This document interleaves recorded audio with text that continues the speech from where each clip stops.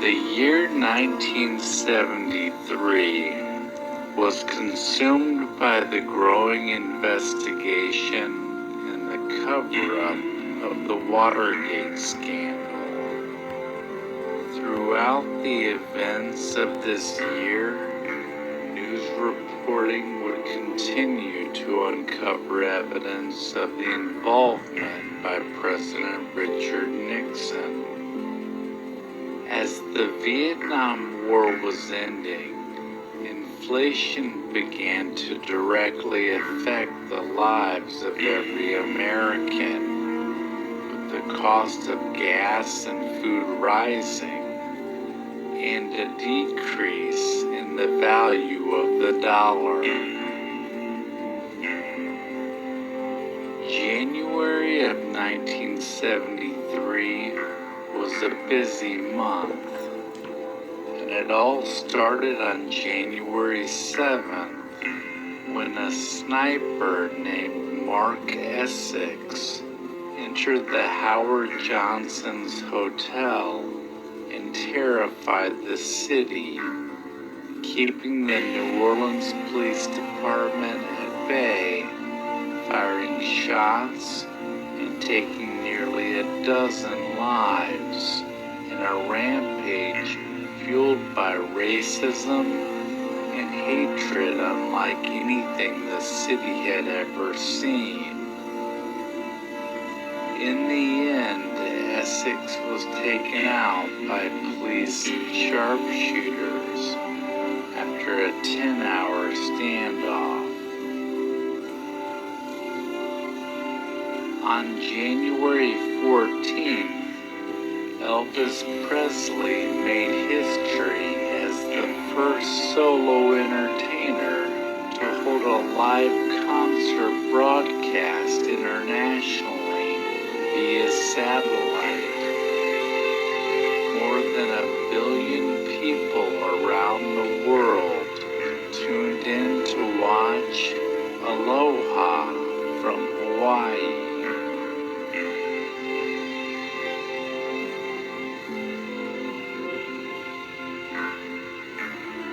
On January 22nd, Roe v.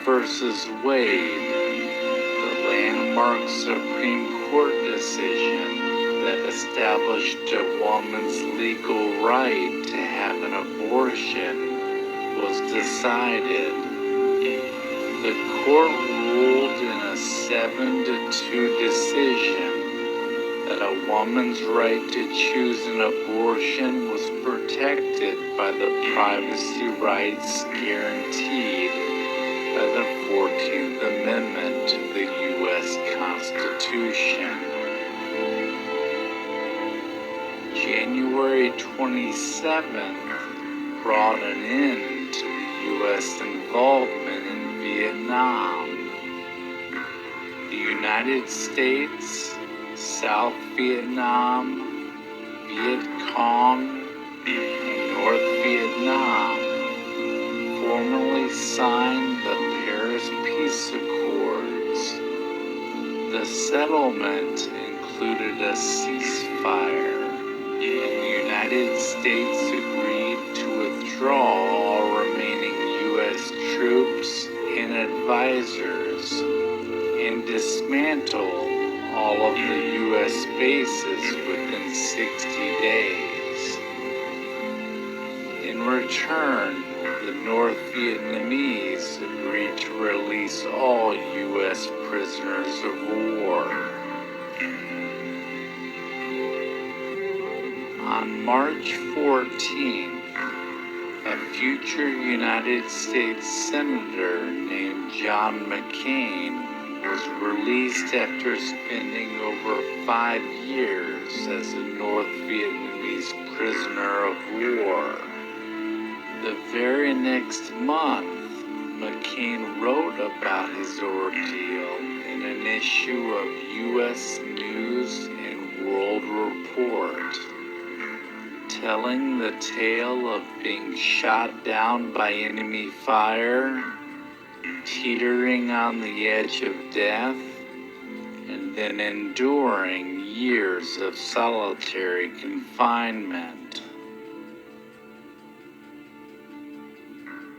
The first handheld cell phone call was made on April 3rd by a Motorola engineer named Martin Cooper.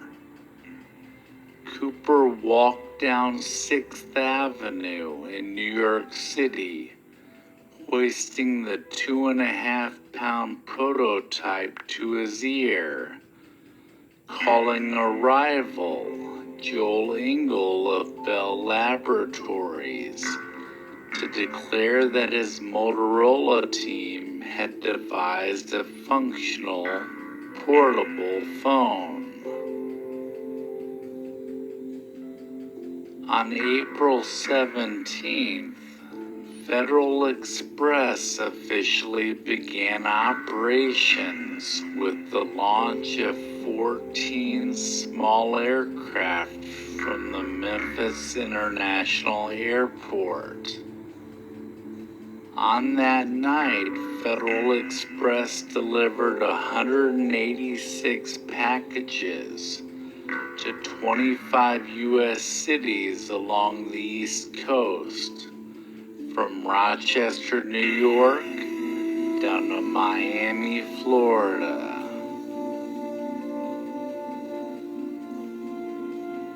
On May 14th, NASA launched into orbit their first space station called Skylab.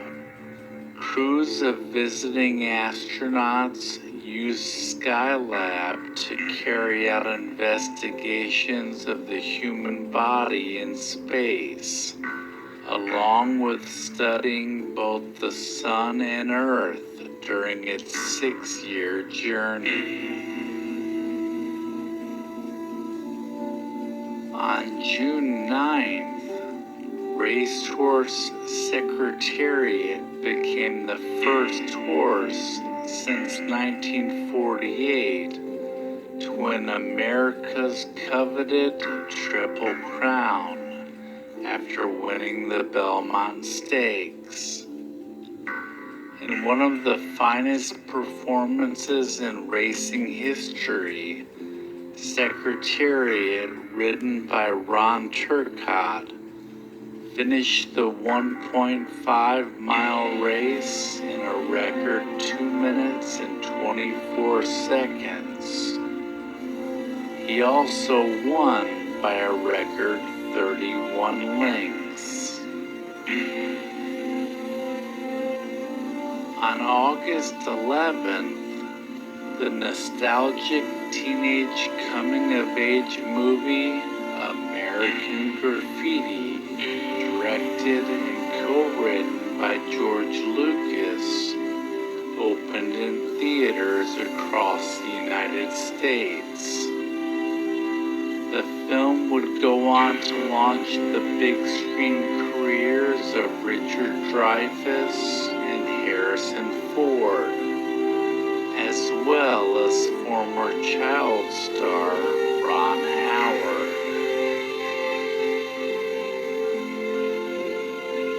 On September 20th, in a highly publicized Battle of the Sexes tennis match, top women's player Billie Jean King beat Bobby Riggs, a former #1 ranked men's player. Riggs, a self-proclaimed male chauvinist, had boasted that women were inferior and that they couldn't handle the pressure of the game, and that even at his age he could beat any female player. On October 10th, Vice President Spiro Agnew resigned after being indicted for accepting thousands of dollars in bribes while serving as a Baltimore County executive, Governor of Maryland, and then Vice President. The Speaker of the House, Gerald Ford, would end up being nominated and confirmed as the next Vice President by the end of the year. On November 17th, as the Watergate scandal and investigation was ramping up, President Richard Nixon told newspaper editors at Walt Disney World that he was not a crook. He stated, "People have got to know whether or not their president is a crook. Well, I'm not a crook. I've earned everything I've got." To close out the year, 2 great films were released. On Christmas Day, The Sting, starring Paul Newman and Robert Redford opened in the U.S. The Caper film, set in 1936, involved a complicated plot to con a mob boss in Chicago. The very next day, on December 26th, the horror film The Exorcist was released in 30 theaters nationwide. Long lines began to form as it became a phenomenon, helped by reports of audience members fainting and vomiting during the show.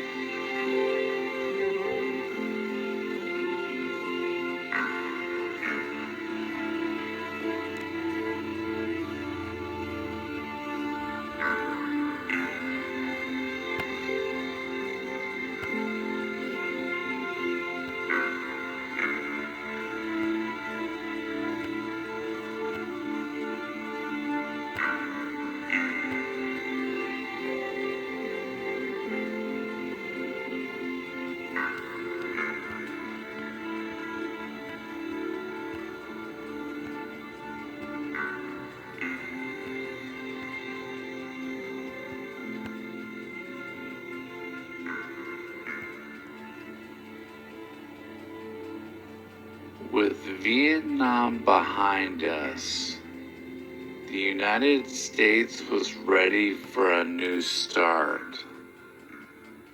The progressive values that emerged in the 1960s around political awareness and women's rights continued to grow. In 1974, the fate of the presidency was in the hands of the Supreme Court, and President Nixon's days in office were numbered. A shift in pop culture was also underway, with disco music creeping up the charts toward the end of the year.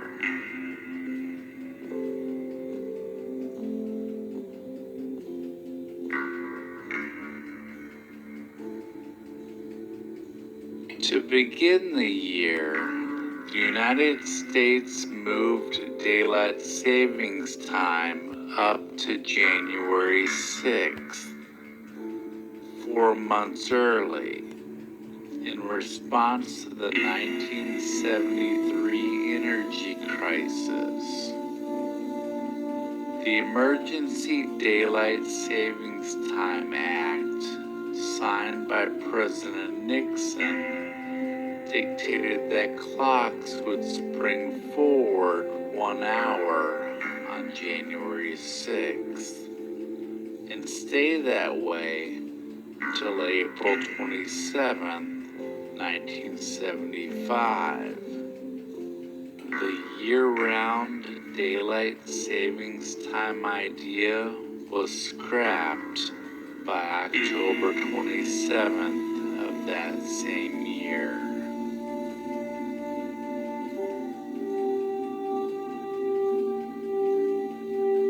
The television show Happy Days premiered on January 15th. The show began an 11-year run on ABC and starred Ron Howard, Henry Winkler, Marion Ross, and Tom Bosley.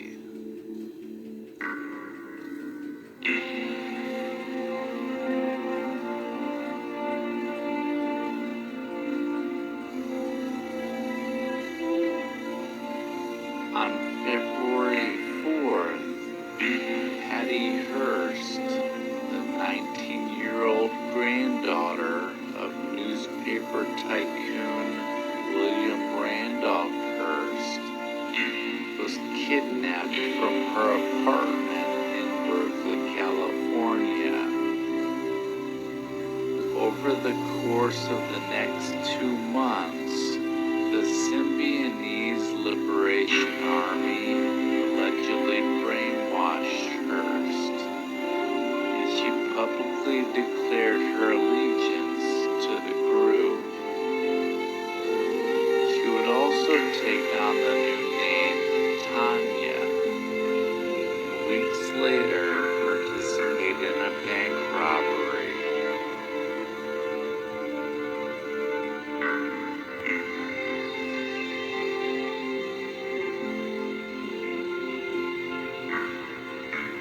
On February 8th, television sitcom Good Times, which was a spin-off from the show Maude, premiered on CBS.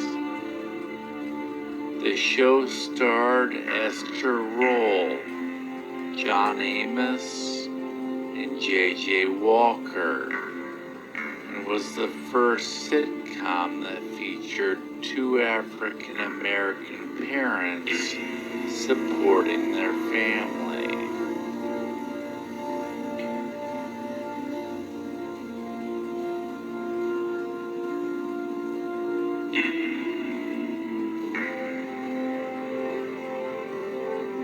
On March 1st, 7 former White House officials were indicted for their role in the Watergate break-in and charged with conspiracy to obstruct justice.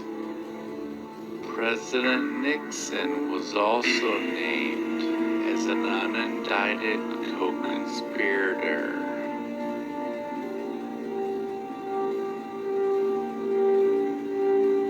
On April 5th, a 26-year-old teacher named Stephen King published his first novel called Carrie. The novel ended up launching the young author's career, making Stephen King the most influential horror novelist of his generation.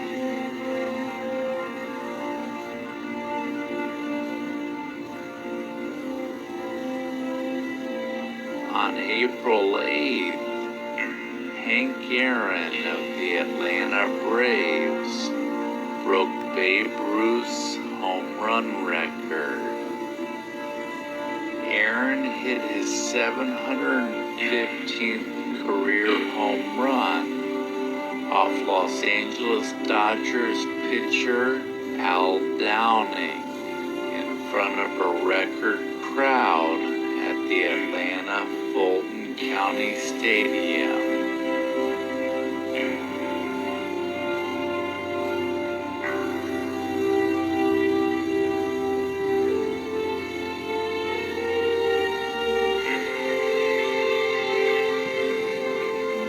On June 15, All the President's Men, written by Carl Bernstein and Bob Woodward, was published. The book